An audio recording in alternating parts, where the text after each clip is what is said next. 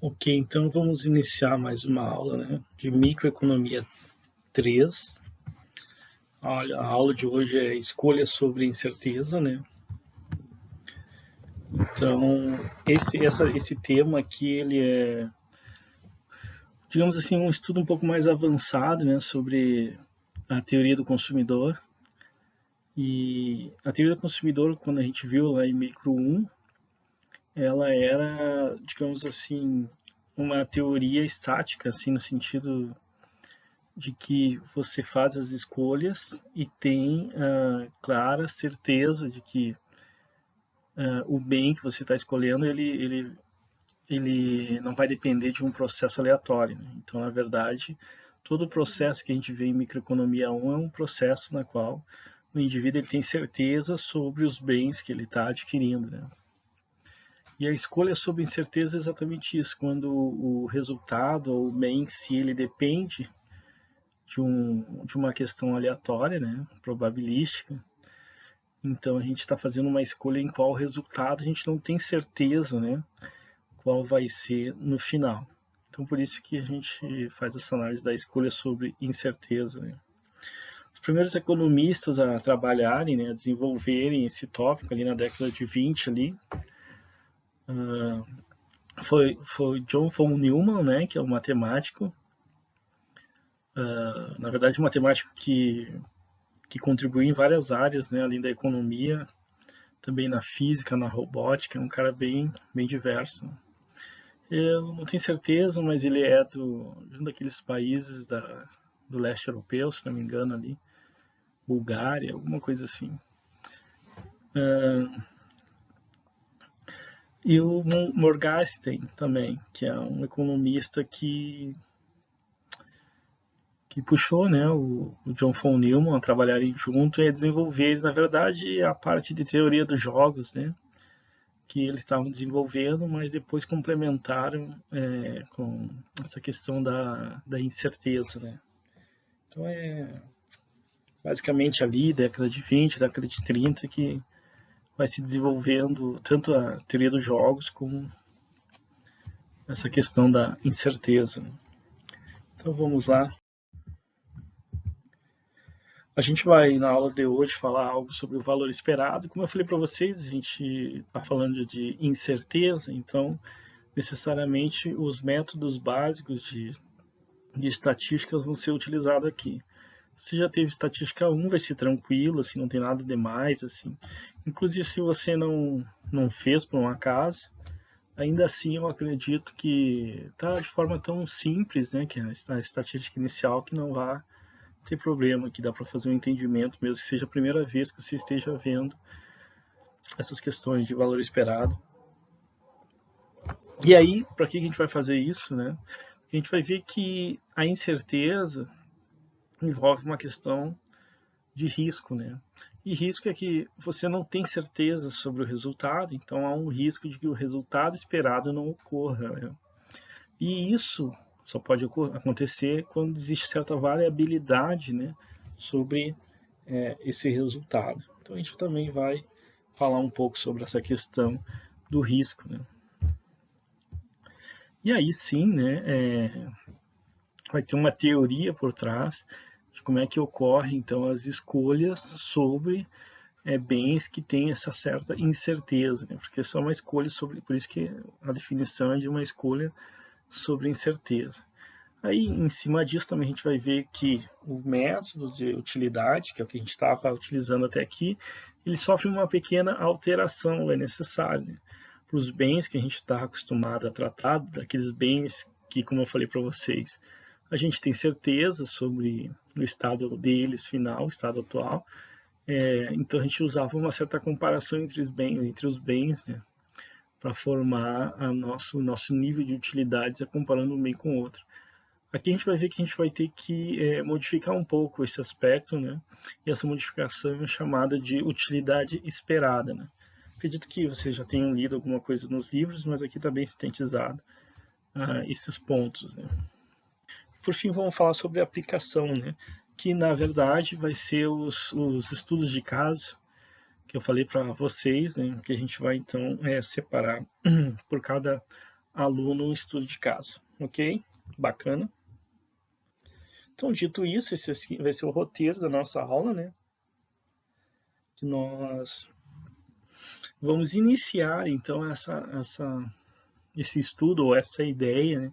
O que é, então, a escolha sobre incerteza.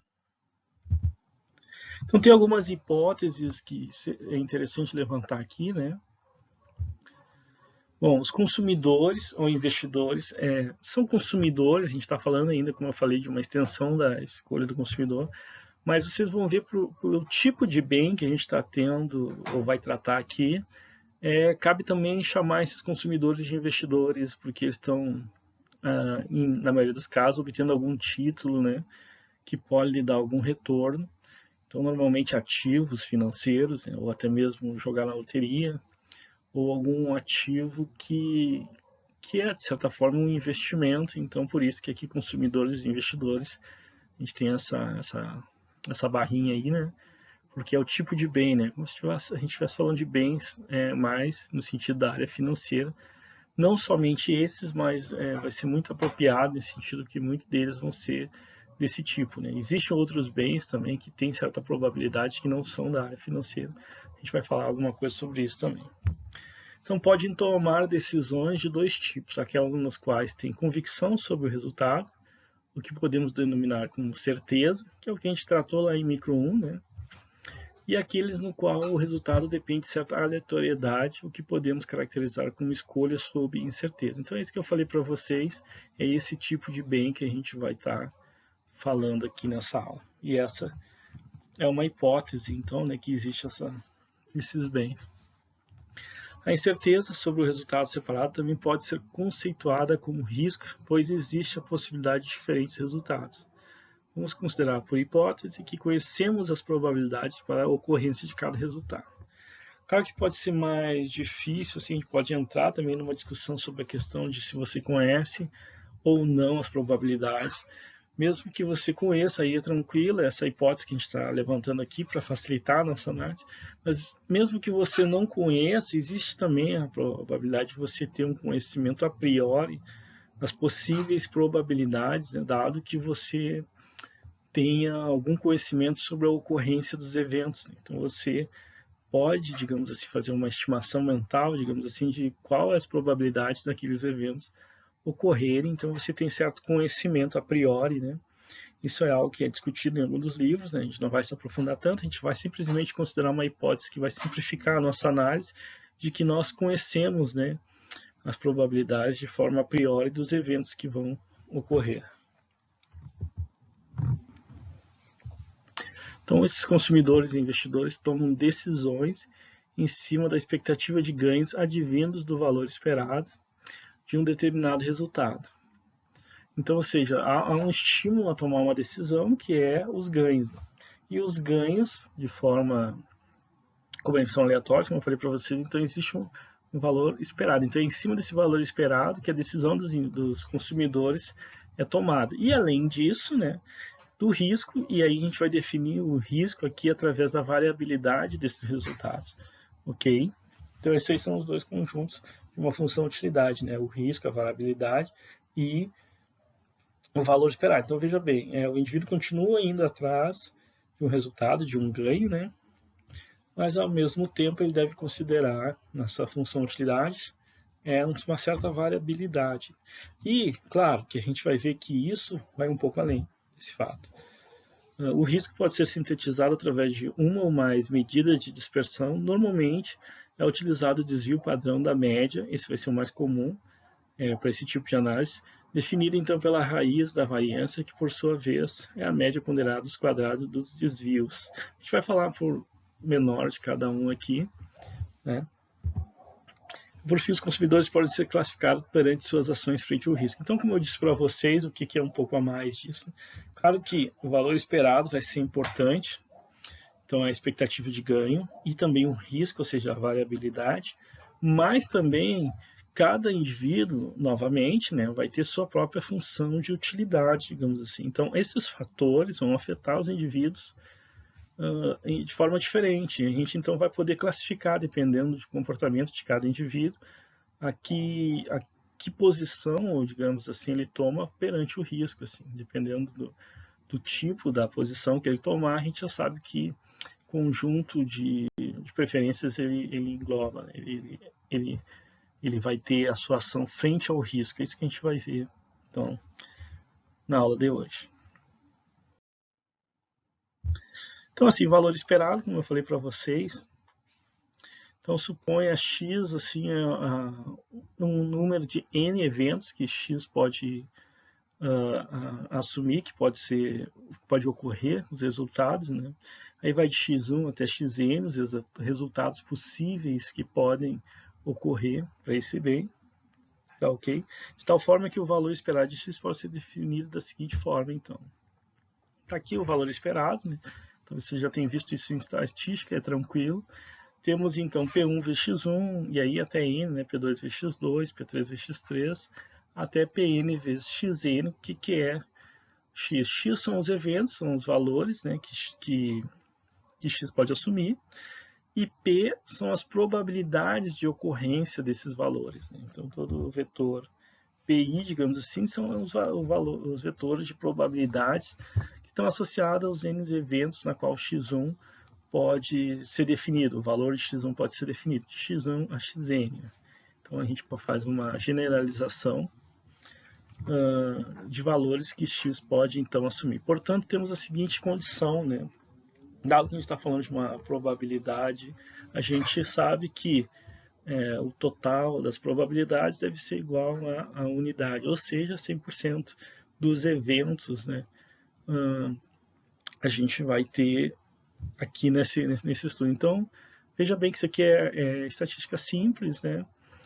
E, de certa forma, a gente está falando do valor médio aqui. Então, o valor médio, né, que x pode assumir é o que a gente chama de valor esperado. Aqui a gente pode fazer isso, mas com essa ressalva de que, claro, se você estudar estatística, mas a fundo existe sim as diferenças em relação a essas terminologias. Nós não vamos nos aprofundar nisso, mas é importante sim que o valor médio esperado, vamos chamar dessa forma, é o que vai indicar para os consumidores qual o valor que ele espera, digamos assim, sobre aquele bem ali. Digamos, X é um bem, ele tem vários eventos com várias probabilidades, e o valor esperado é aquele valor que, em média, ele espera que ocorra para aquele bem. Bacana? Então, basicamente, é isso. Em relação ao retorno, por exemplo, de um investimento, é isso que a gente supõe que ele vai esperar sobre o valor que aquele bem vai assumir no final. Ok, mas como eu falei para vocês, existe um pouquinho mais do que isso, né? Que é o fato do risco, né? Porque dado que eu não sei o valor certo, né? Que aquele bem vai assumir, qual o retorno que ele vai dar, então a gente usa a variabilidade como uma forma de mensurar o risco, digamos assim, desse evento.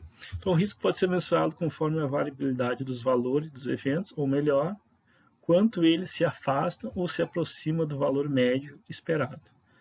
Dessa forma, precisamos avaliar uma medida de dispersão da média. Aqui a gente vai falar de várias, mas a gente só vai utilizar uma. Então, assim, é quase uma revisãozinha sobre estatística, né? A gente poderia usar os desvios da média, mas vocês, para quem já fez estatística, sabe que isso aqui não tem como a gente usar. Esse seria o ideal, mas porque a gente quer saber o quanto aquele valor ele vai estar longe ou próximo da média esperada.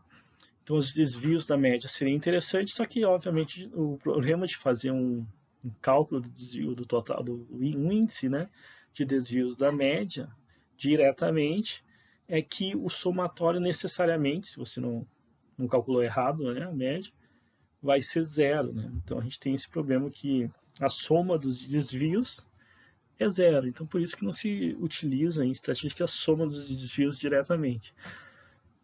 Matematicamente é zero, porque obviamente que todos os valores que o evento vai assumir acima do valor médio, são os valores positivos, deve ser exatamente igual a todos os valores que os eventos vão assumir abaixo da média. Né? Exatamente por definição, né? A média vai estar passando como se fizesse uma reta, né?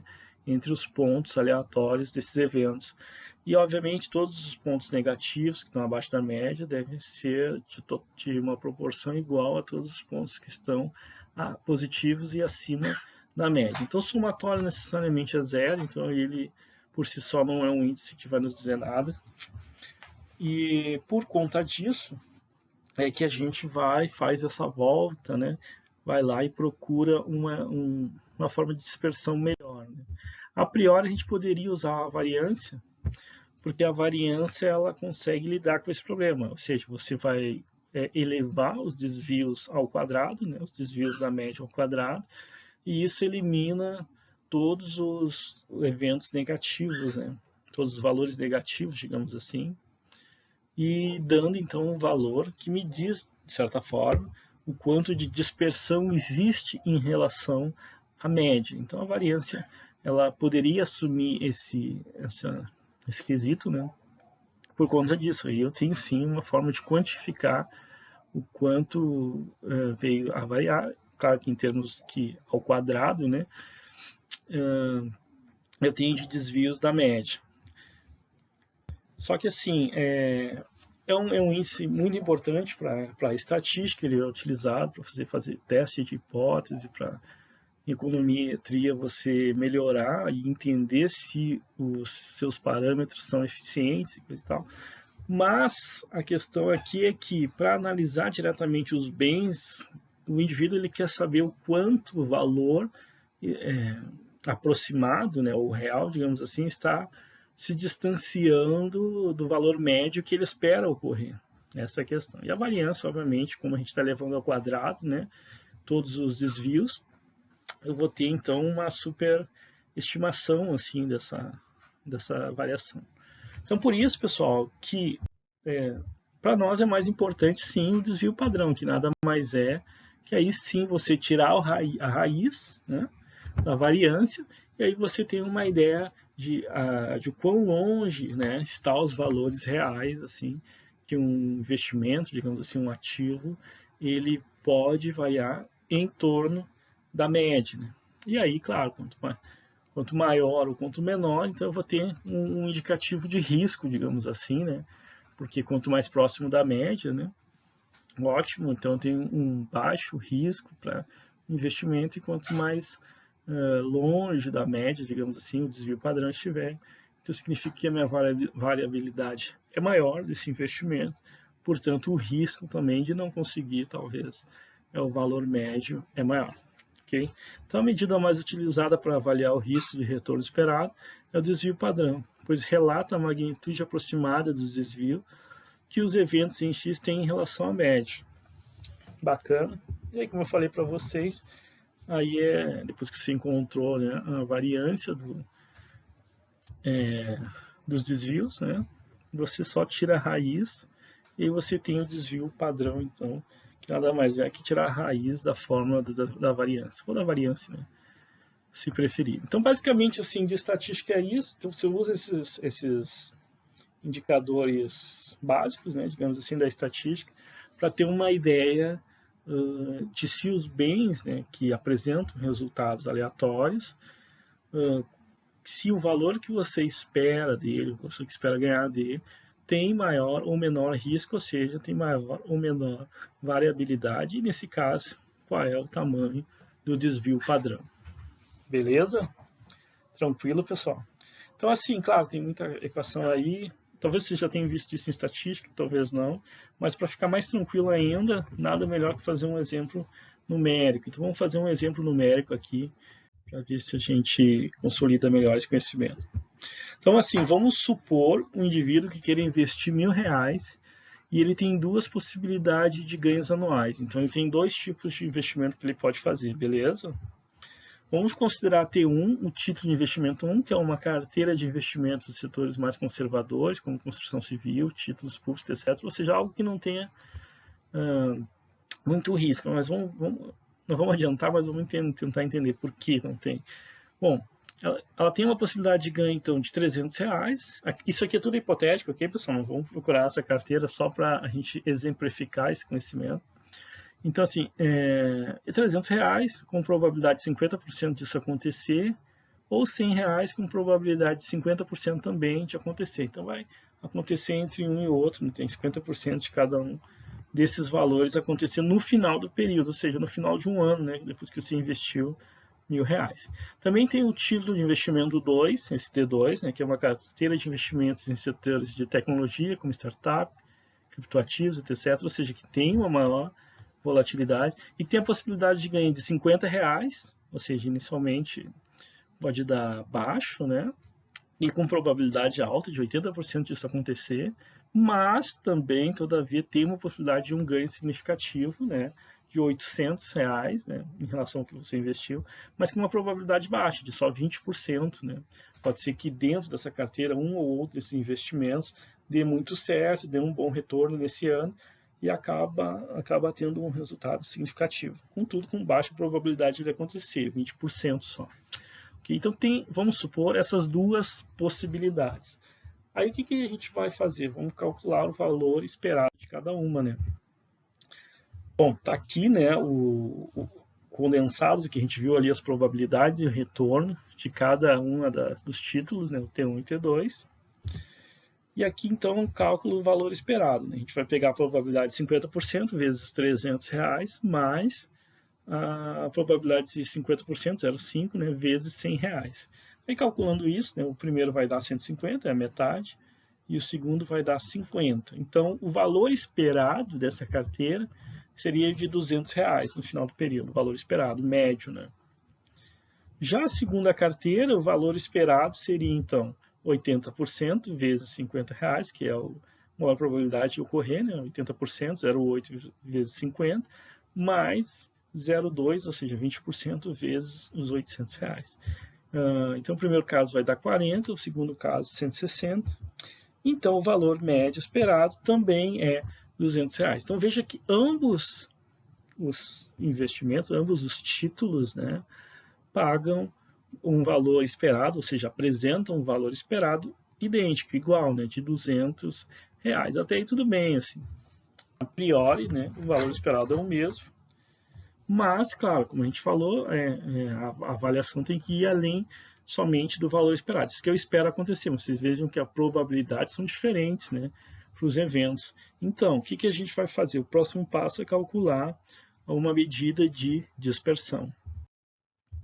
Então, vamos calcular a variância, né, do primeiro título. O que é a variância? Né?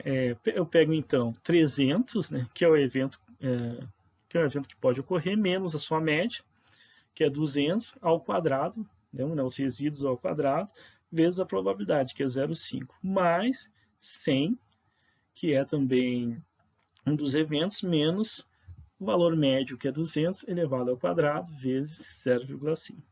Então, esse cálculo aqui, né, 300 menos 100 vai dar 100 ao quadrado, 100 menos 200 vai dar menos 100 ao quadrado, mas não tem problema, que a gente vai elevar ao quadrado, então a gente vai ter esse valor, 0,5 vezes 10.000, né? Porque 100 ao quadrado é 10.000. No outro caso também, 0,5 vezes 10.000.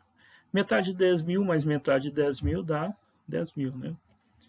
Tranquilo. Aí o que a gente faz? A gente tira a raiz, né, da variância, ou seja, né, a raiz de 10.000 nesse caso aqui, e a raiz de 10.000 é 100, né? Porque a gente até acabou de fazer isso antes, né? 100 ao quadrado é 10.000, né? A raiz de 10.000 é 100. Ok, então temos um desvio padrão, e esse aqui é o desvio padrão, então, desse primeiro título de 100, tá? Bom, vamos fazer o mesmo cálculo agora para o segundo título, fazer a variância. A mesma coisa, né?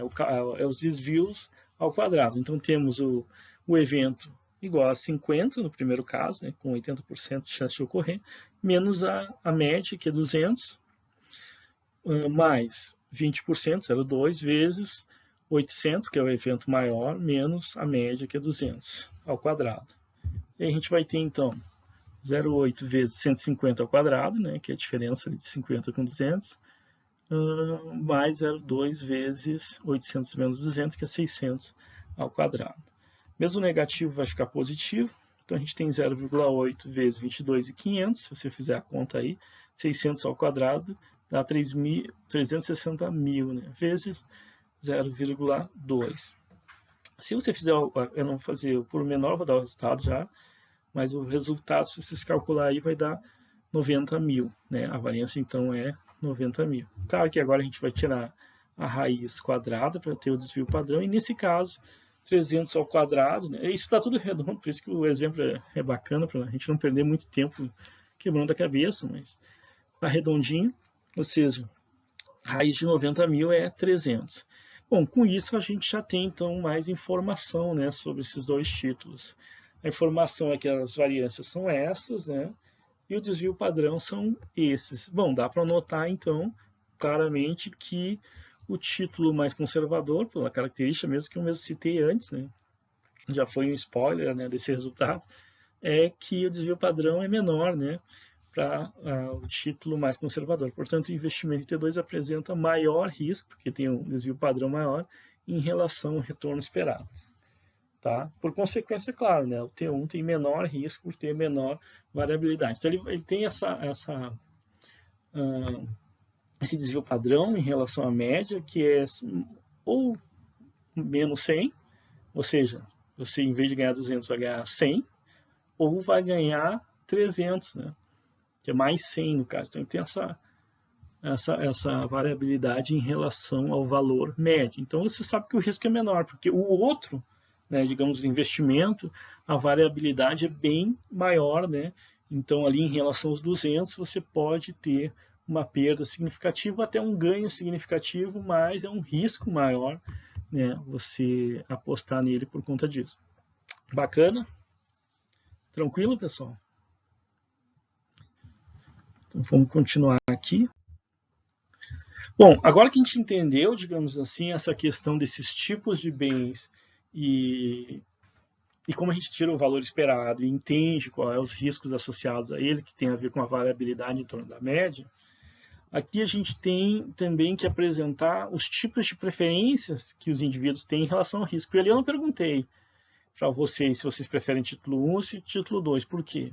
Porque existem modalidades diferentes em relação às preferências com relação ao risco. Vamos ver elas aqui então, né? E são três principais, né? E elas são, a priori, os indivíduos que são avessos ao risco, né? Como o próprio nome diz, por definição, são pessoas que tendem a evitar situações de risco, dando preferência a retornos mais estáveis de ganhos, em detrimento a ativos com maior variabilidade. Então, claro, se o indivíduo ele é avesso ao risco, e muitos indivíduos são avessos ao risco, não, vocês vão ver que tem outras denominações que não é tão simples, é muito fácil a gente considerar, não, todo mundo deve ser avesso ao risco, mas não é verdade. Então você vai ver que as ações, até mesmo da própria pessoa, pode não caracterizar que ela seja avessa ao risco.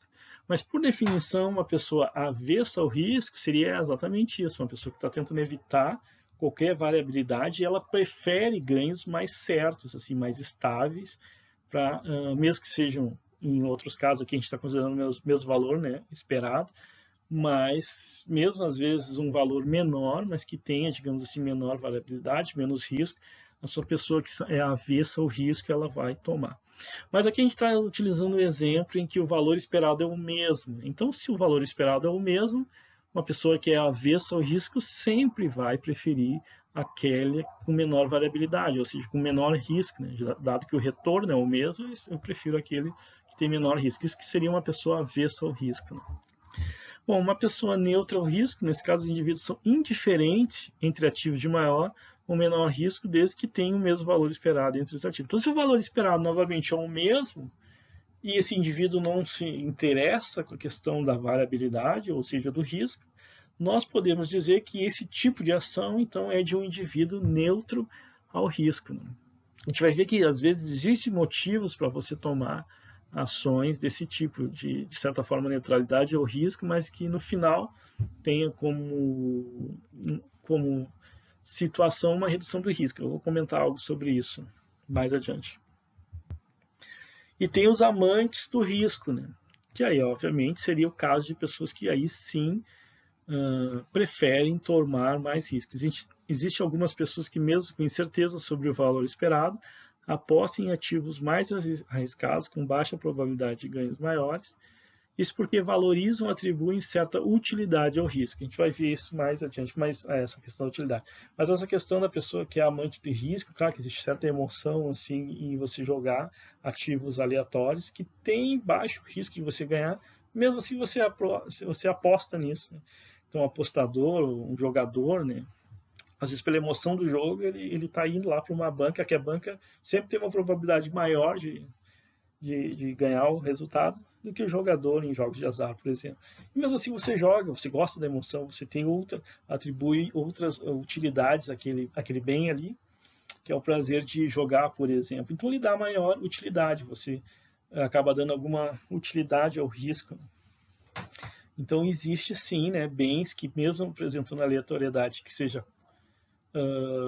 ruim, ou seja, os ganhos não vão ser os ganhos esperados podem não ser efetivamente aquilo que você tem maior chance de ganhar, mas mesmo assim existem pessoas que vão, em algumas condições, ser amante ao risco. A gente vai ver melhor isso agora.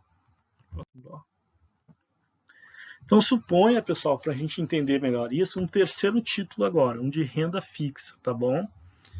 E aí seria nosso título 3, então, com investimento de 1.000, você tem ganhos anuais fixados em 200. Então é certo, isso aqui não tem aleatoriedade. Você coloca lá R$ 1.000 e o contrato, digamos assim, de um ano, o seu retorno, você deixando o dinheiro parado lá, ser R$ 200. Ou seja, título de renda fixa, né? E aqui vamos supor esse valor aqui, para uma questão didática. Bacana. Bom, se esse é o valor, então a gente pode até calcular o valor esperado e o desvio padrão, só que é aquilo, né? E é simples. Né? O valor esperado é os próprios 200. Por quê? Porque o valor esperado de qualquer valor constante é a própria constante. Tranquilo, sei lá, de estatística. Não vamos entrar nos porquês do porquês, mas é essa a questão. O valor esperado de um valor constante é o próprio valor. Da mesma forma que, neste caso, não existe desvio da média. Né? Ou seja, tanto variância como desvio padrão são zero, então não há variabilidade. Então, é altamente seguro, né, digamos assim, dentro da análise que a gente está fazendo. E se a gente comparar com o T1, que é isso que a gente vai fazer agora, que é aquele primeiro título que era, inclusive, conservador, mas é um título variável, ou seja, ele tem certa variabilidade, menor que o T2, mas tem, né? E apresenta então o desvio padrão de 100, né? Olha só, o valor esperado é o mesmo, né? Em relação a qualquer um dos três títulos. Mas aqui a gente vai fazer uma relação entre o T1 e o T3. Ok? Então podemos avaliar três tipos de preferência frente ao risco que os indivíduos atribuem aos ativos, através da análise da utilidade esperada, com ganhos e retornos apresentados pelos ativos. Então vamos lá falar agora um pouco sobre essa utilidade esperada. Então, a utilidade esperada, pessoal, é um método que a gente utiliza para fazer uma comparação para esse tipo de ativo aleatório. Né? Então, suponha que podemos quantificar a utilidade que determinado ativo traz a quem possui ele, quem possui esse ativo. Esta hipótese é uma ferramenta interessante para analisar o tipo de comportamento do indivíduo frente ao risco. É isso que a gente quer saber. Qual é o comportamento então, dos indivíduos frente ao risco? Então, a gente precisa utilizar, não que precise, mas é um método muito que facilita nosso entendimento, digamos assim, sobre o comportamento do consumidor frente a esse tipo de bem, desse tipo de ativo. Então, a utilidade esperada é esse tipo.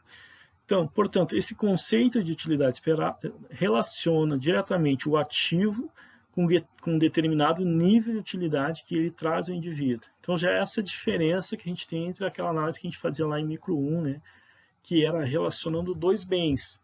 Eu gosto mais de A ou B, eu gosto mais de sorvete ou de bolo, eu gosto mais desse ou daquele. E aí eu construo, né, aquela minha análise de utilidade lá de micro 1, relacionando meus gostos entre os bens.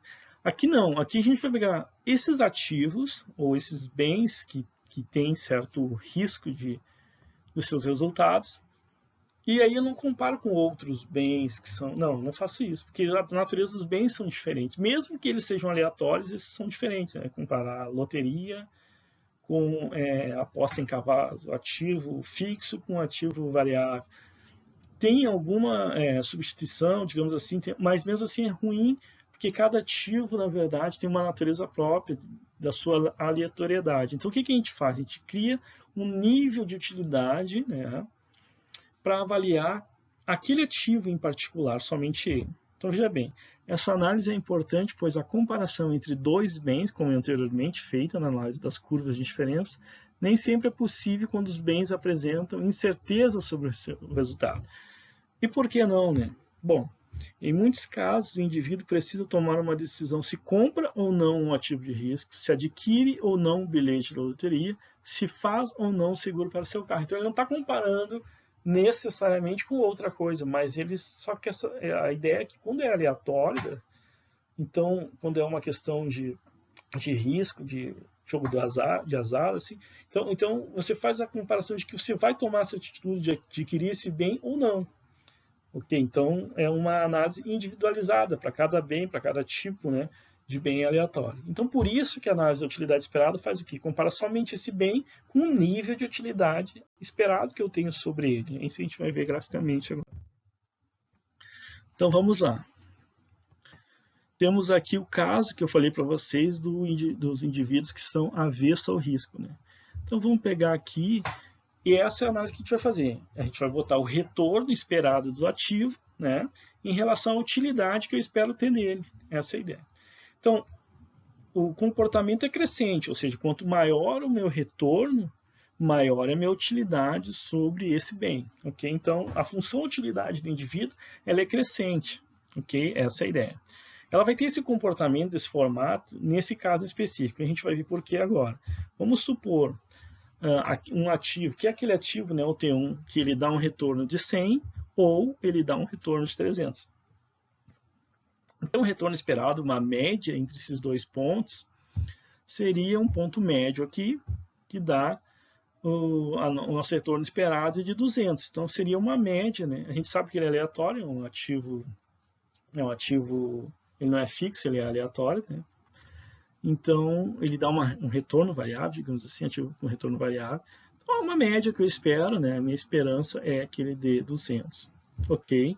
Então, tá aí. Então, eu tenho um certo nível de utilidade por adquirir esse ativo, né? Que é, na verdade, uma média entre as possibilidades de ganho que ele dá. Ou seja, o retorno esperado é 200, mas é uma média entre as possibilidades de ganho que ele pode dar. Então, ele me dá um certo nível de utilidade, ok? Que está descrito aí. Bom, agora tem também o outro ativo que ele me dá um ganho certo de R$200, tá? No final do período. Então ele não tem aleatoriedade nenhuma. Ele também não me dá mais, mas também não me dá menos do que isso. Ele me dá um ganho certo de R$200.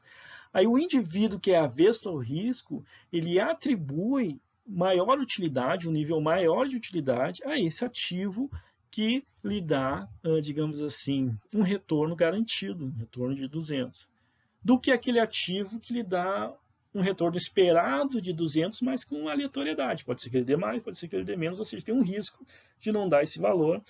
O indivíduo avesso ao risco vai ter esse comportamento nessa função utilidade. Podem ver que a utilidade do ativo T3, como está aí no gráfico, é maior que a utilidade do ativo T1. Ele atribui maior valor, então, a esse ativo. Veja que a utilidade partindo da origem, né, verticalmente, quanto maior a utilidade. Então, essa é a ideia. Okay? Então, esse seria um gráfico de um indivíduo avesso ao risco. Portanto, o indivíduo atribui uma utilidade maior ao ativo T3, de menor risco e renda certa, em detrimento de T1, que tem o mesmo valor esperado, contudo, maior aleatoriedade em seu resultado e, por conseguinte, maior risco. Ok? Então, ele não quer, ele prefere dar maior utilidade, ele prefere um ativo que tem um retorno mais estável, mais, no caso aqui, fixo. Né? Beleza? Tranquilo?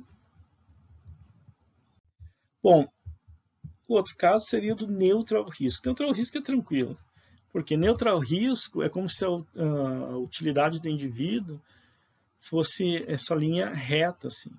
E essa linha reta, se a gente pegar dois pontos, novamente aquele ativo que tem um ganho entre... Aqui as medidas não estão, obviamente, dentro do padrão mesmo, que foi feito só para a gente ilustrar a ideia. Então, o que acontece?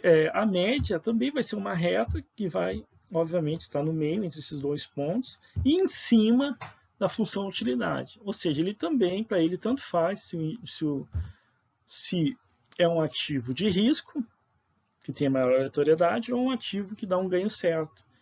Até no caso com aleatoriedade nenhuma, como é esse exemplo aí do T3. Para ele é indiferente, então esses dois ativos vão estar no mesmo nível de utilidade para ele, dentro da sua função utilidade, que nesse caso é uma reta, né?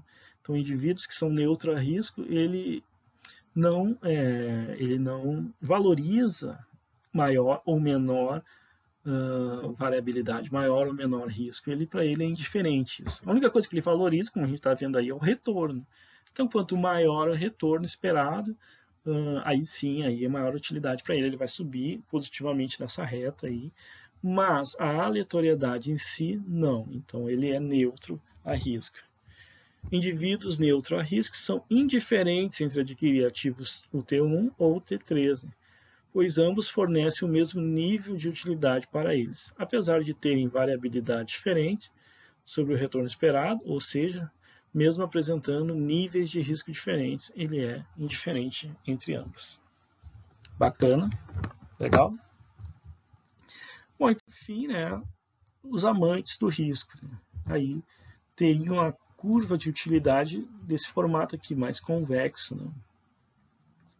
E aí é a mesma análise, né? Se a gente pegar um ponto aqui, pegar outro ponto aqui, que seria aquele título T1, né? E fizer uma média, que seria exatamente o valor esperado do título T1 igual a 200, nós temos que esse nível de utilidade que para esse indivíduo esse título tem. Já o título que dá o retorno certo, né? Estaria nesse nível de utilidade, que é o T3. Né? Vejam que a média, que é aquele aleatório, né, que tem probabilidades médias de acontecer, tem um nível de utilidade maior para o indivíduo do que aquele com retorno certo. Então, ele prefere o título de maior risco, de maior variabilidade, do que o ganho certo de 200. Normalmente, nesse caso, ele talvez venha esperar que algo fora da média venha acontecer positivamente para ele. Né? Talvez ele venha ganhar os 300 no final das contas, ou um valor maior que 200. Mesmo que existe uma probabilidade de dar um valor menor que isso, mas ele considera o risco aceitável, considera que vale a pena mais a aleatoriedade do que ganhar o valor certo de 200. Né? Então, neste caso, o indivíduo atribui maior utilidade a ativos com maior volatilidade, como o T1, em detrimento do ganho certo do ativo 3. Então, nesse caso é esse. E aí pode-se ter outros bens que aí existe certa utilidade que está vinculada. Como eu falei para vocês, os jogos de azar. O cara pode gostar de jogar poker, pode gostar de jogar algum jogo que, na verdade, tem várias pessoas ali, a possibilidade dele ganhar é uma probabilidade que talvez não seja tão favorável, mas ele acredita que possa ganhar, acredita que vai ter sorte, e ele gosta de apostar, ele gosta de ter esse ambiente, então isso aí aumenta a utilidade do que ganhar algo certo, que não tenha nenhum risco envolvido. Então há sim os amantes ao risco, há sim tipos de bens que são aleatórios, em que possam ser consumidos por essas pessoas, e mais, aí eu vou colocar que existe um quarto tipo, que eu não coloquei aqui, mas é porque é meio genérico, seria que o misto, né? Seria pessoas que têm mista relação ao risco. E o que seria isso? Para alguns bens, ela toma a atitude de ser avessa, né? Eu vou comprar títulos, sei lá, ou não vou comprar ações, eu acho que isso é muito aleatório, vou comprar só títulos públicos, vou botar na poupança, sei lá. Aí são pessoas que são avessas nesse ponto, mas que gostam de jogar, gostam de ir no bingo, gostam de fazer. E ali sabe que a probabilidade não está a seu favor, mas gosta. Então, em outros bens ela é amante ao risco, em outros bens ela é avessa ao risco. Bom, e ser neutra ao risco é uma possibilidade? É uma possibilidade. Por exemplo, e tem aí nos livros textos que eu passei para vocês, você querer aumentar a cesta, né, digamos assim. Você querer, de certa forma, pulverizar o risco, aumentando a cesta de ações, a cesta de títulos, porque aí, se caso, por exemplo, tem um que vai dar alto e outro que vai dar baixo, em média você ganha um valor relativamente estável. Então, tem uns exemplos que se faz sol, se faz chuva, se é verão ou se é inverno, alguns bens. Então, você bota na cesta de bens que você, por exemplo, vai comprar ações, compra ações da Kibon, que vende sorvete, e no inverno você compra de uma fabricante de aquecedor, por exemplo. E aí, é óbvio que em cada estação vai ter um ganho maior ou menor para uma outra, em média você tem.